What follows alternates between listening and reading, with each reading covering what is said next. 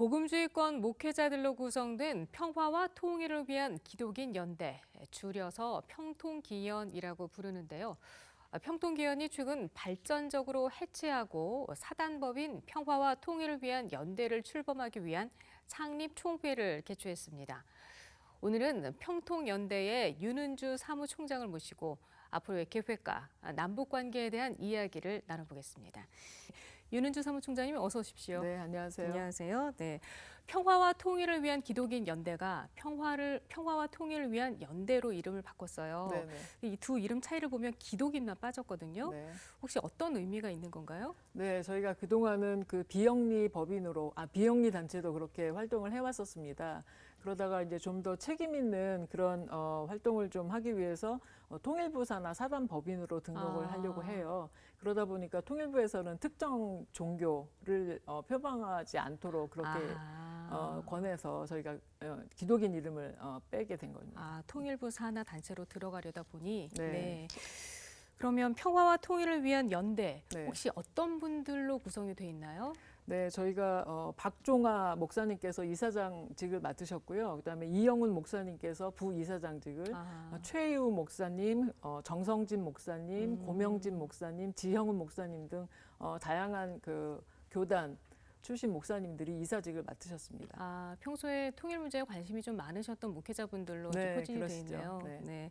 그 평화와 통일을 위한 연대, 네. 앞으로는 어떤 활동을 해나갈 계획이세요? 지금까지도 많은 활동을 하셨는데. 네, 저희는 평통 기원으로 활동할 때도 그랬었지만 사실 그 평화와 그 통일 환경에 대해서 어떤 특별한 이슈가 불거졌을 때 거기에 대한 포럼이나 좌담회 또 성명서 발표회 등을 통해서 저희들의 입장을 표명해 왔었지요. 그래서 앞으로 평통연대로서도 동일한 활동을 계속할 계획입니다. 그러니까 남북 평화 문제와 관련해서 어떤 이슈가 발생하면 포럼도 하고, 네.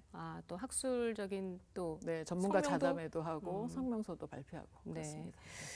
근데요, 지금 남북 관계가 굉장히 경색돼 있는 상황이잖아요. 네네. 그러니까 이런 상황에서 먼저 정부는 어떤 역할을 해야 된다고 보고 계세요? 네, 뭐 사실 간단하게 답변을 드릴 수도 있겠지만 남북 관계가 이렇게 어려워진 까닭은 제1차적으로는 북한이 핵 개발을 계속하고 있기 때문이죠. 그렇죠. 올 초만 해도 벌써 핵실험을 하고 또 미사일 발사를 계속하고 이랬었는데 그렇게 됐을 때는 사실 정부로서는 운신의 폭이 적을 수밖에 없습니다. 네. 그래서 저희 평통연대에서는 계속 북한에 대해서도 북핵 개발을 멈추고 국제사회의 정상적인 일원이 될 것을 수차례 요구를 해왔었습니다. 네. 그렇지만 안타깝게 북핵 개발은 계속이 됐고요. 거기에 대한 정부 대응은 사실 개성공단 폐쇄 네. 그리고 사드 배치 결정 이런 식으로 흘러왔습니다. 같이 강경하게 나갔죠. 그렇죠. 강대강 구도가 형성되었었던 것인데요. 저희 평통연대 입장은 이와 같이 강대강 대결 구도로 결코 한반도 평화뿐만 아니라 북핵 문제를 해결할 수 없다. 이렇게 보는 입장입니다. 네. 그래서 지금 좀 늦은 감이 없지 않아 있습니다만 이제라도 정부가 개성공단 회생을 위해서 노력을 하고 또 네. 금강산 관광이나 또 남북 인도적 지원 같은 이런 민간 차원에서부터 시작되는 교류 협력을 좀 네. 허락을 해서 인도적인 사업을 좀 먼저 제기하는 것이 정부로서 할 수 있는 일이 아닌가 그렇게 생각이 됩니다. 먼저 인도적 지원 사업부터 다시 원상 복구시켜라. 네네. 그럼요. 교회가 해야 할 일도 분명히 있을 것 같아요. 이 경색된 남북 관계를 풀기 위해서 네. 어떤 일들이 있을까요?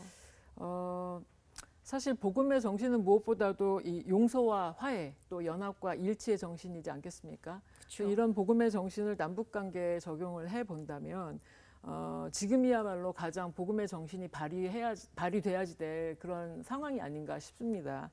그래서 복음이 전파되는 곳에는 원수가 이웃으로 변화가 되고 네. 또 두려움이 사랑으로 변화가 되는 그런 일들이 나타날 텐데요. 이 북한을 놓고 먼저 우리 사회 안에서 이념 논쟁이 이렇게 끊이지 않는 이런 남한 사회에서 교회가 또 할 역할이 있다고 봅니다. 근데 교회 안에서도 딱 갈려 있어요. 그러니까요.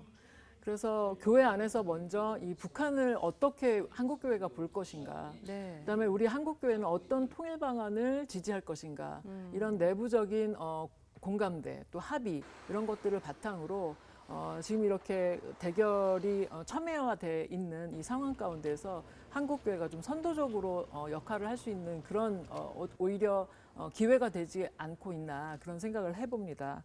그래서 특별히 또 현재처럼 정치권이 어지러운 상황에서는 먼저 교회가 북한에 대한 두려움을 내려놓고 전쟁 위험론에 대해서 오히려 자신감을 가지고 유연하게 대처를 할 수 있다고 그렇게 생각을 합니다. 네. 왜냐하면 이미 북한하고 남한하고 국력을 비교하거나 아니면 여러 면에 있어서 우리가 압도적이고 우월한 그런 국력을 가지고 있지 않습니까? 네. 그래서 좀 더 넓은 아량으로 접근하자. 넓은 아량으로 접근하고 또 우리가 가지고 있는 힘이 무엇인지 또 북한은 지금 어떤 상황인지를 좀 객관적으로 비교를 해서 이렇게 압도적이고 우월한 힘을 가지고 있는 우리가 북한을 포용하고 또 남한 사회에서 이 북한으로 인해서 남남 갈등이 심하게 일어난다면 맞아요. 너무 갈등이 심하죠. 그렇다면 우리가 북한을 우리가 원하는 통일의 길로 포용할 수도 없고 이끌 수도 없다. 이런 인식을 하면서 그렇다면 한국교회의 통일 방안은 무엇인지 네. 함께 지혜를 모아서 좀 공감대를 형성하는 그런 노력이 교회 안에서 더 필요하지 않을까 이렇게 생각이 됩니다. 정말 이게 남북 관계가 험악해 있는 이런 때일수록 이제 교회의 역할이 더욱 더 중요해지는 것 같습니다. 맞습니다. 네, 윤은주 사무총장님 오늘 말씀 감사합니다. 감사합니다.